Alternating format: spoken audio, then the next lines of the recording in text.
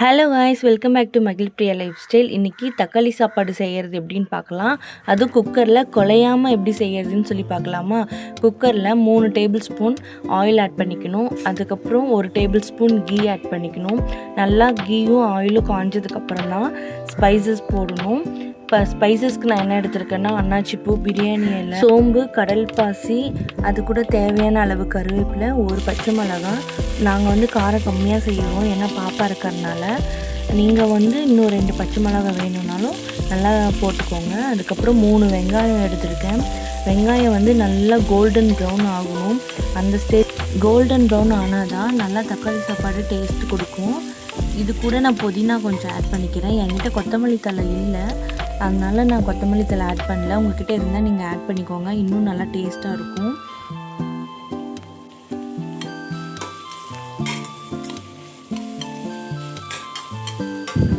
வெங்காயம் நல்லா வதங்கிறதுக்காக நான் லிட்டு போட்டு மூடி வச்சுருக்கேன். நல்லா வெங்காயம் கோல்டன் ப்ரௌன் ஆனதுக்கப்புறம் நான் இஞ்சி பூண்டு பேஸ்ட்டு கூட ஒரு 4-5 சின்ன வெங்காயம் போட்டு அரைச்சிருக்கேன். இந்த மாதிரி அரைச்சி நீங்கள் ஆட் பண்ணும்போது தக்காளி சாப்பாடு இன்னமும் நல்லா ஃப்ளேவராக டேஸ்ட்டாக இருக்கும்.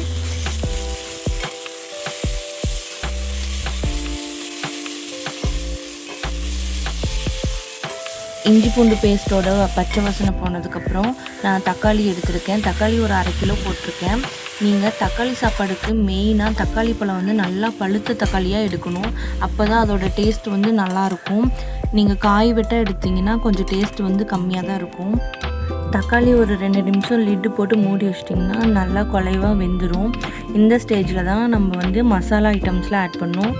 மஞ்சத்தூள் 1 டேபிள் ஸ்பூன் ஆட் பண்ணிக்கணும். நான் தக்காளி சாப்பாடுக்கு என்னென்ன ஸ்பைசஸ் ஆட் பண்ணுவேன் அப்படின்னா, மிளகாத்தூள் 1 டேபிள் ஸ்பூன், அதாவது வரமிளகாத்தூள், கரம் மசாலா, மல்லித்தூள், பிரியாணி மசாலா. நான் வந்து ஒவ்வொரு டேபிள் ஸ்பூன் தான் எடுத்திருக்கேன். உங்களுக்கு ஸ்பைசஸ் இன்னும் கொஞ்சம் அதிகமாக வேணும், காரம் அதிகமாக சாப்பிடுவீங்க அப்படின்னா நீங்கள் வந்து 1.5 ஸ்பூன் ஆட் பண்ணிக்கோங்க. இந்த மசாலாஸ்லாம் போட்டதும் தக்காளியோடு நல்லா கிண்டி விடணும். நல்லா மசாலாவோட பச்சை வாசம் போகணும். நான் வந்து தயிர் 1 டேபிள் ஸ்பூன் ஆட் பண்ணியிருக்கேன் இந்த ஸ்டேஜில்.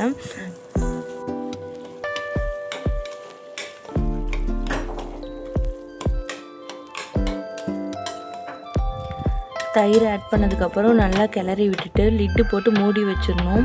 நல்லா எண்ணெய் பிரிஞ்சு வந்ததுக்கப்புறம் தான் நம்ம நல்லா அதை கிளறி விட்டுட்டு, எந்த டம்ளரில் நீங்கள் அரிசி எடுத்தீங்களோ அந்த டம்ளரில் நீங்கள் வந்து தண்ணி ஃபஸ்ட்டு ஆட் பண்ணிக்கணும். நான் இந்த டம்ளரில் வந்து 2 டம்ளர் எடுத்திருக்கேன்.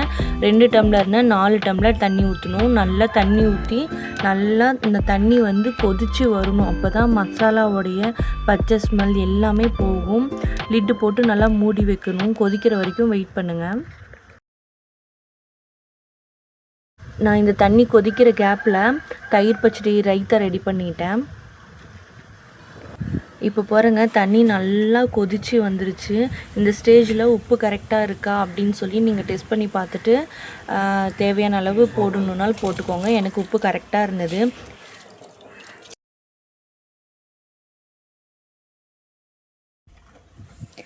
இப்போது அரிசி நல்லா ஆட் பண்ணிவிட்டு கடைசியாக கொத்தமல்லி தழை இல்லை புதினா எது இருந்தாலுமே நீங்கள் கடைசியாக நல்லா போட்டுட்டு குக்கர் மூடி போட்டு 3 விசில் விட்டு எடுத்தீங்க அப்படின்னா நல்லா உதிரி உதிரியாக குலையாமல் சூப்பராக தக்காளி சாப்பாடு வரும். இப்போ வந்து 3 விசிலுக்காக வெயிட் பண்ணலாம் வாங்க.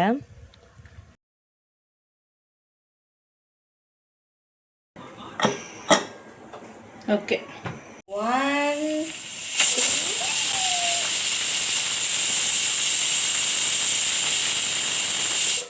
விசில் வந்து அதுவே போகணும். அதுக்கு முன்னாடி இந்த கரண்டி வச்சு எடுத்து விடுறது, இல்லை தண்ணி ஊற்றி விசிலை வந்து எடுக்கிறது, அந்த மாதிரிலாம் எதுவும் பண்ணக்கூடாது. அதுவே விட்டுருங்க, ஒரு 10 நிமிஷத்துக்கு அப்படியே விட்டுருங்க. நல்லா பாருங்கள், உதிரி உதிரியாக செம்ம டேஸ்ட்டாக வந்திருந்தது. கொஞ்சம் கூட குலையவே இல்லை, அடிப்பிடிக்கவும் இல்லை. இது மாதிரி நீங்களும் உங்கள் வீட்டில் ட்ரை பண்ணி பார்த்துட்டு எப்படி இருக்குன்னு சொல்லி மறக்காமல் சொல்லுங்கள். இந்த மாதிரி நிறைய இன்ட்ரெஸ்டிங்கான வீடியோ உங்களுக்கு பிடிச்சிருந்தது அப்படின்னா என்னோடய சேனலை மறக்காமல் சப்ஸ்கிரைப் பண்ணி, லைக் பண்ணி, ஷேர் பண்ணி, கமெண்ட் பண்ணுங்கள். இது மாதிரி நிறைய வீடியோஸ் வந்து நான் உங்களுக்கு போட ட்ரை பண்ணுறேன். ஓகே, தேங்க்யூ, பாய்.